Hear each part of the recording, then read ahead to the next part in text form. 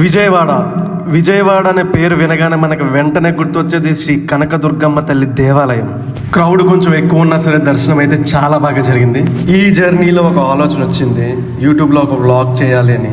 అనుకున్నట్లే vlog complete చేసి అది మన యూట్యూబ్ ఛానల్లో అప్లోడ్ చేయడం జరిగింది. మన ఛానల్ పేరు సోల్జర్ దుర్గా అని ఉంటుంది. అండ్ ఇంకొక మెయిన్ విషయం ఏంటంటే ఇది మన యూట్యూబ్ ఛానల్ ఫస్ట్ వ్లాగ్ అని చెప్పవచ్చు.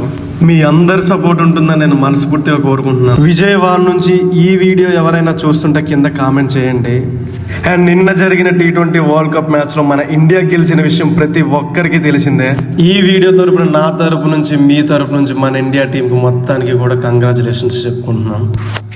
స్టార్టింగ్ నుంచి ఇప్పటి వరకు అంటే నిన్న గెలిచిన మ్యాచ్తో కలిపి మన ఇండియా T20 వరల్డ్ కప్స్ ఎన్ని గెలుచుకుందో మీకు తెలిస్తే కింద కామెంట్ చేయండి. అండ్ అలాగే అందరికీ జై హింద్.